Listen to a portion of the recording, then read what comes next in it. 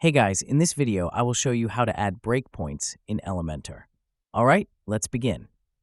First, go to your WordPress dashboard and find Elementor in the left menu. Click on it, and then select Settings. In the Settings panel, open the Features tab and enable the option for additional custom breakpoints. This unlocks more flexibility beyond the default options. After that, make sure to click Save Changes to confirm. Next, open any page you want to edit with Elementor and click Edit with Elementor.